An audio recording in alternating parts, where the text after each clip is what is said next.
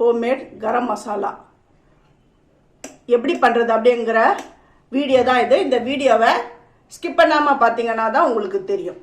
வாங்க வீடியோக்குள்ளே போகலாம். Welcome to Sethu Chitra kitchen. வீட்லேயே கரம் மசாலா பவுடர் எப்படி பண்ணுறது அப்படின்ற வீடியோ தான் இது. இதில் சேர்க்கக்கூடிய இன்க்ரீடியன்ஸுடைய அளவுகள், என்னென்ன இன்க்ரீடியன்ஸ் சேர்க்க போகிறேன் எல்லாமே நான் இந்த வீடியோவில் சொல்கிறேன். இது வெஜ் நான்வெஜ்ஜுக்கெலாம் இந்த பவுடர் போட்டிங்கன்னா அவ்வளோ சூப்பராக அந்த கமகமன் மனம் வரும். அது என்னென்ன இன்க்ரீடியன்ட்ஸ், எந்த அளவு என்றதெல்லாம் நான் சொல்கிறேன். ஃபஸ்ட்டு மிளகு 1 டீஸ்பூன், தனியா 1 ஸ்பூன், சோம்பு ஒரு 2 டீஸ்பூன், சீரகம் 1 டீஸ்பூன், கிராம்பு 1 டீஸ்பூன், ஏலக்காய் ஒரு 20 நம்பர், பிரிஞ்சி இலை பெருசாக இருந்ததுன்னா ஒரு 3 சேர்த்துக்கோங்க, சின்னதாக இருந்ததுன்னா ஒரு 5-6 சேர்த்துக்கோங்க. அன்னாசிப்பூ ஒரு 7-8 சேர்த்துக்கோங்க. அன்னாசிப்பூன்னா அது இந்த மாதிரி இருக்கும். ஏன்னா சில பேருக்கு இந்த ஸ்பைசஸ் பேர்லாம் தெரியாது. இதான் அன்னாசிப்பூ. கல்பாசி இந்த மாதிரி இருக்கும் பாருங்கள், இதான் கல்பாசி. இது ஒரு கொஞ்சமாக ஒரு ஸ்பூனுக்கு வரா மாதிரி எடுத்துருக்கேன். பட்டை, இதுதான் பட்டை. பட்டை உங்களுக்கு சொல்ல வேண்டியது அவசியமே கிடையாது. இந்த சுருள் பட்டை இதை நல்லா உடச்சி இதில் நான் சேர்த்துக்கிறேன். உடச்சி இதை சேர்த்துக்கிறேன். அப்புறம் இந்த ஜாதிக்காய் ரொம்ப சேர்க்கக்கூடாது. இதை உடச்சிட்டு கால்வாசி தான் சேர்க்கணும். உடச்சி எடுத்துன்னு வந்துட்டேன். இவ்வளோ தான் நான் சேர்க்க போகிறேன். அப்புறம் இது ஜாபத்ரி.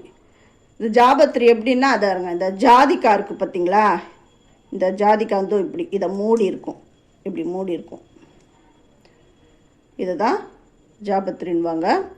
இது ஒரே ஒரு பூ போட்டால் போதும். அப்புறம் இது பேர் மராட்டி மொக்கு அப்படின்னு சொல்லுவாங்க. இது ஒரு 4 பீஸ் போடுறேன். அப்புறம் இது காஷ்மீரி சில்லி. இது ஏன் சேர்க்குறேன்னா, இது சேர்த்தா தான் கலர் கொடுக்கும், இல்லைன்னா கருப்பாக இருக்கும் இந்த கரம் மசாலா.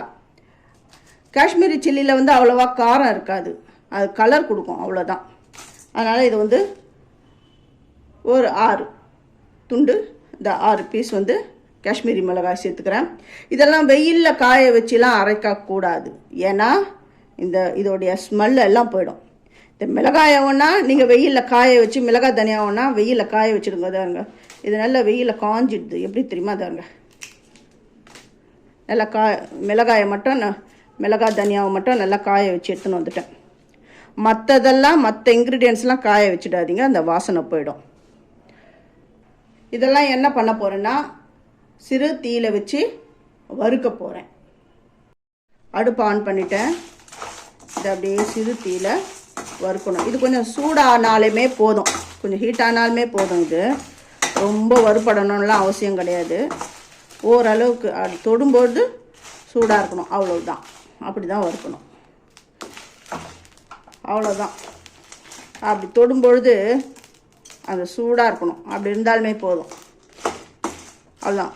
இதை ஆற விட்டு மிக்ஸி ஜாரில் போட்டு பொடி பண்ணிக்கணும். ஃபஸ்ட்டு மிளகாயை சேர்த்துக்கிறேன்.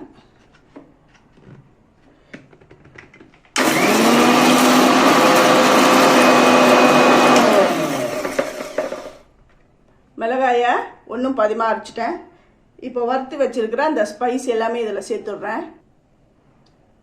வறுத்து வச்சுருக்கிற எல்லா இன்க்ரீடியன்ஸும் சேர்த்துட்டேன். இதையும் பொடி பண்ணிக்கிறேன். அதுக்கு முன்னாடி ஃபஸ்ட்டு என்னுடைய வீடியோ பார்க்குறவங்க சப்ஸ்கிரைப் பண்ணலைன்னா சப்ஸ்கிரைப் பண்ணுங்கள், ஆல் என்ற ஆப்ஷன் தொடுங்க. அப்போ தான் நான் போகிற ஒரு வீடியோவுடைய நோட்டிஃபிகேஷனும் உங்களுக்கு காட்டும்.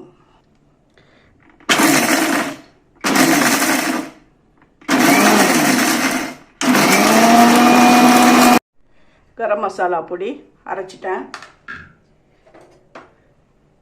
பாருங்கள்.